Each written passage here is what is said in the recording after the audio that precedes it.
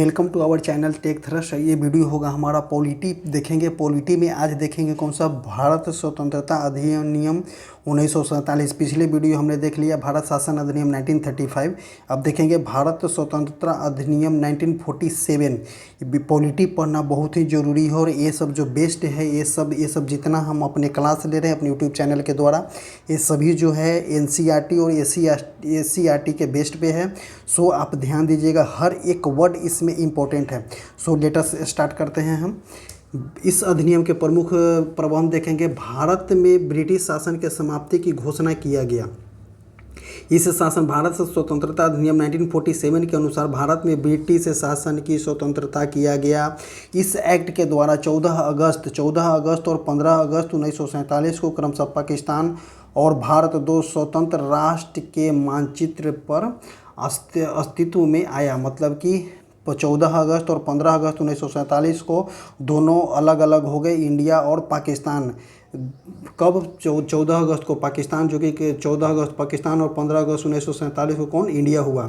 इसके नए संविधान का निर्माण होने तक दोनों राज्यों का प्रशासन भारत शासन अधिनियम 1935 के अनुसार चलाया गया। जब तक इसके दोनों का संविधान नहीं बना तब तक 1935 के भारत शासन अधिनियम तक ही इसके शासन चलाया गया था। इन दोनों राज्यों को ब्रिटिश कॉमनवेल्थ के पृथक होने का अधिकार मिलता है। इन दोनों राज्यों को ब्रिटिश कॉमनवेल्थ से पृथक होने का अधिकार मिलता है।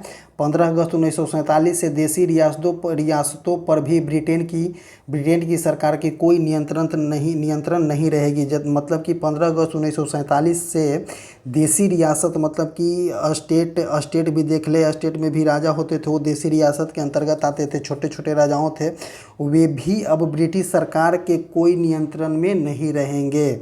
लेकिन कानून कौन चालू होगा? भारत शासन अधिनियम 1935 कानून चालू होगा जब तक कि कोई संविधान का निर्माण नहीं किया गया हो।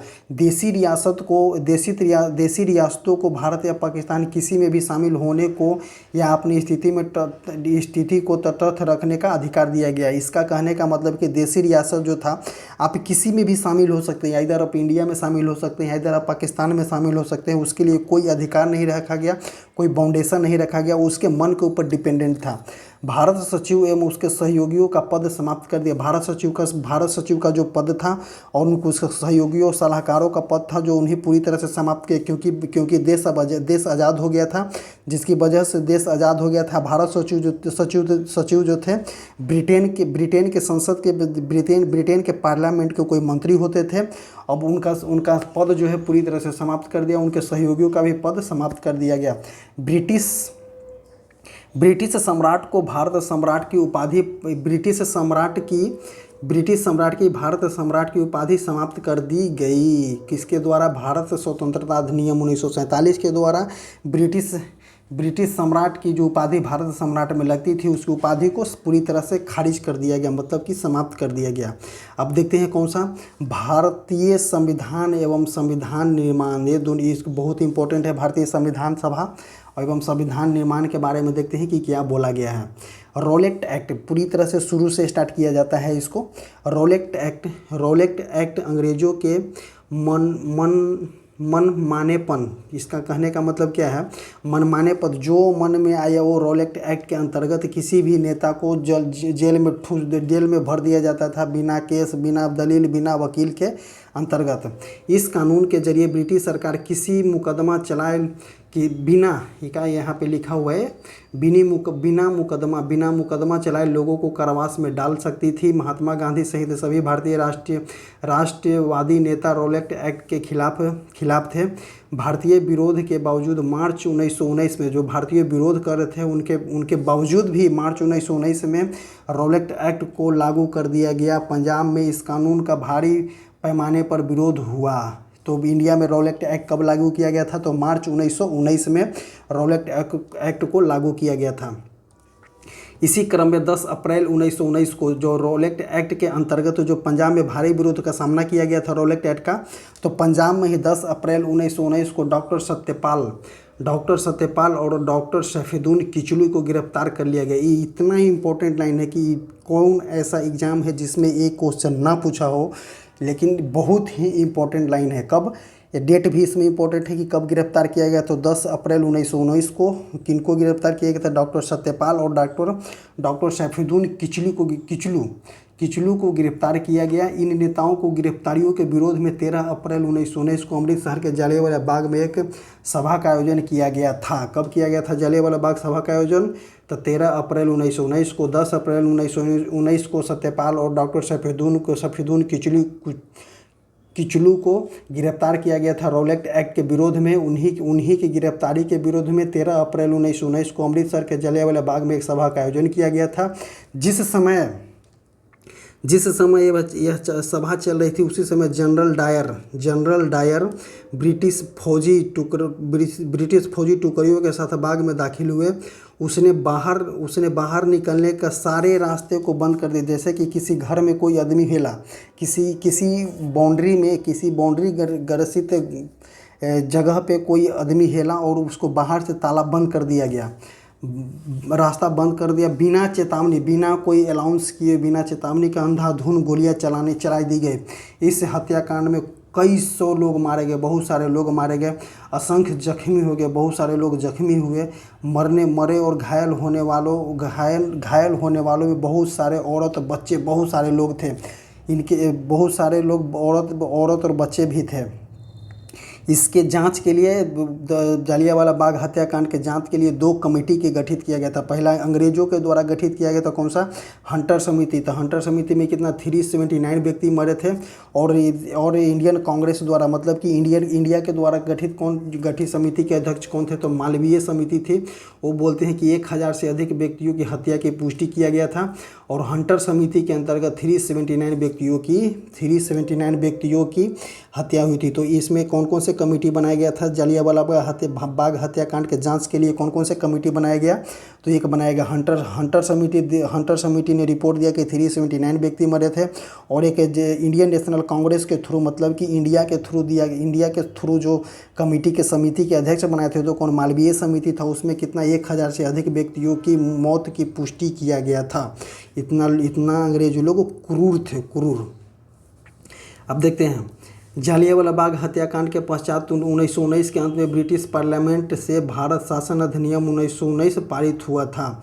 क्या बोलता है, जलियांवाला बाग हत्याकांड के पश्चात वर्ष 1919 के अंत में ब्रिटिश पार्लियामेंट से भारत शासन अधिनियम 1919 पारित हुआ था। भारत शासन अधिनियम 1919 के प्रावधानों में एक प्रावधान यह भी था कि इस अधिनियम के लागू होने के 10 वर्ष के उपरांत इसके प्रभावों की समीक्षा के लिए ब्रिटिश सरकार का एक आयोग गठित करेगा। मतलब कि कब, 1919 में, क्या बोलते हैं, जलियांवाला बाग हत्याकांड के पश्चात 1919 में एक भारत शासन अधिनियम 1919 लाया गया था। और क्या बोला था कि 10 वर्ष के बाद एक आयोग की गठित किया जाएगा। ऐसे आयोग का गठन कब किया गया था, 8 नवंबर 1927 को। ये क्वेश्चन जो एग्जाम में बहुत बार पूछा गया है कि कब गठित किया गया है, तो 8 नवंबर 1927 को ही कर दी गई। जब 1919 के जांच के लिए कमेटी का गठित किया गया था, तो कब गठित किया गया, तो 8 नवंबर 1927 को गठित कर दिया गया। इस आयोग के अध्यक्ष कौन थे, तो जॉन साइमन थे। इस आयोग के अध्यक्ष कौन थे, जॉन साइमन को बनाया गया था। इस आयोग में 6 अन्य सदस्य भी थे। इस 7 सदस्यीय आयोग को साइमन के नाम से जाना जाता था। साइमन आयोग में सभी 7 लोग अंग्रेज था, अतः इससे भारतीयों ने श्वेत आयोग का भी नाम दिया गया था। 1919 के समीक्षा करने के लिए 8 नवंबर 1927 को एक साइमन आयोग का गठन किया गया था। उसके अध्यक्ष कौन थे, जॉन साइमन थे। और इसमें अध्यक्ष को लगा करके 7 लोग थे, जिसमें से टोटल जो सदस्य थे वो सब विदेशी थे, मतलब कि ब्रिटिश संसद के थे, अंग्रेज लोग थे। इसीलिए इसे क्या बोले, श्वेत आयोग कहा गया। फरवरी 1828 में साइमन आयोग भारत में सर्वप्रथम बॉम्बे पहुंचा था। ये भी क्वेश्चन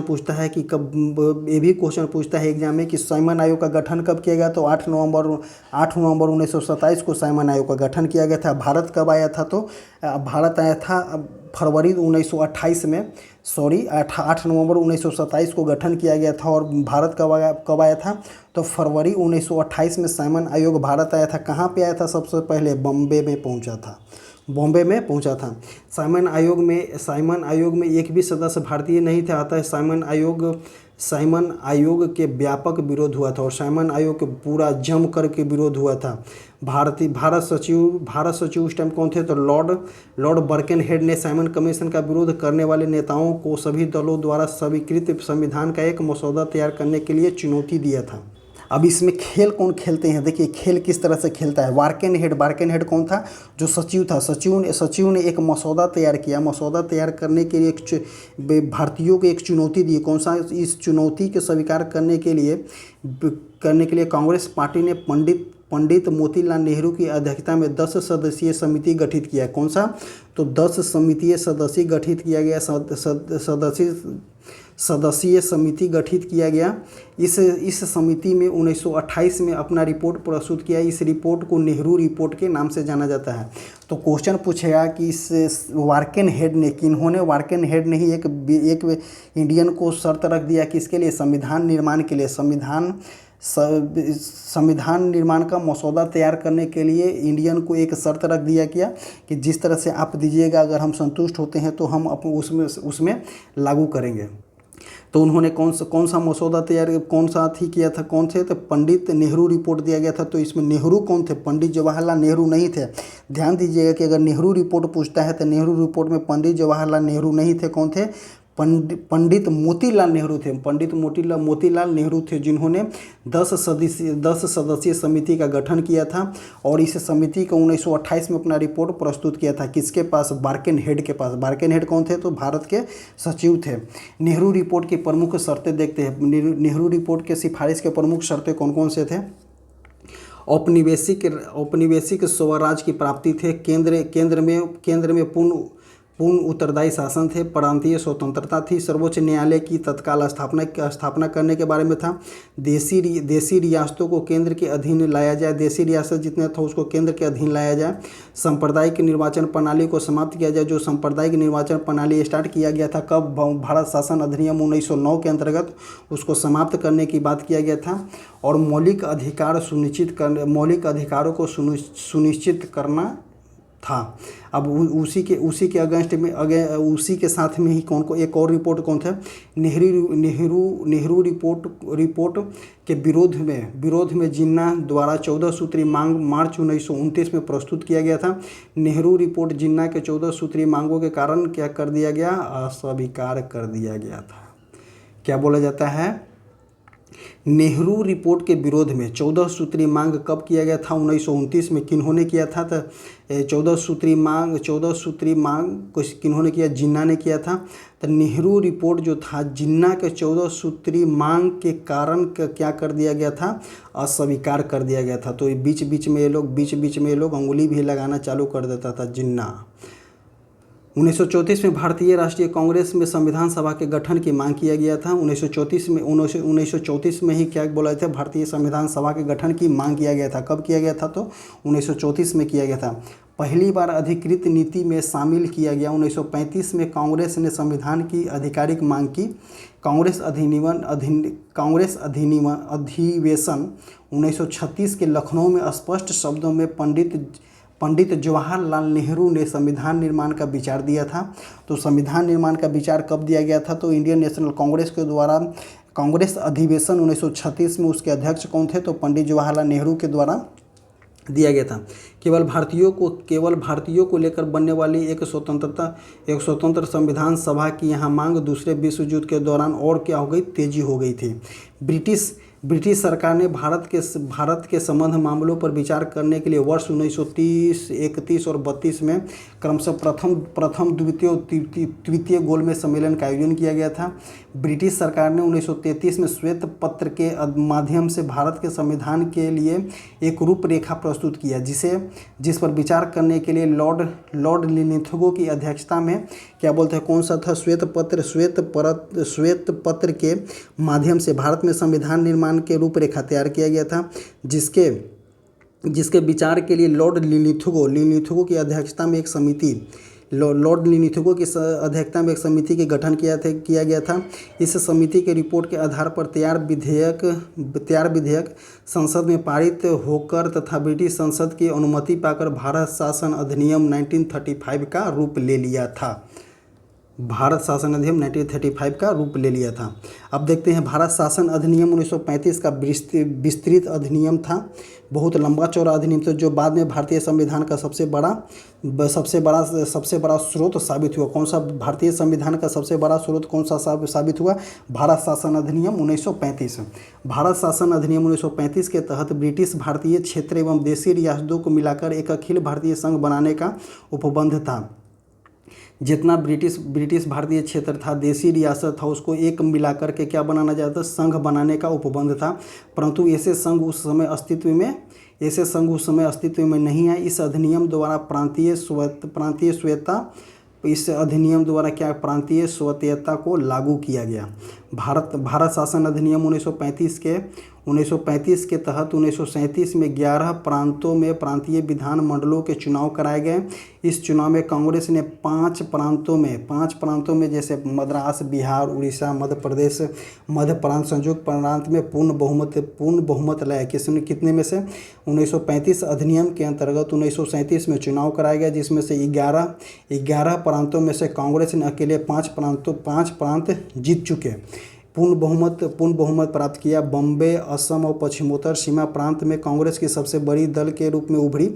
बम्बे प्रांत में कांग्रेस बहुमत के काफ़ी करीब रही थी।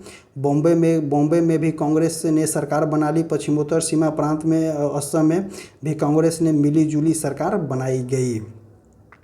तो 11 में से 5 पूरी तरह से जीत गया था। जीतने वाला कौन कौन प्रांत थे?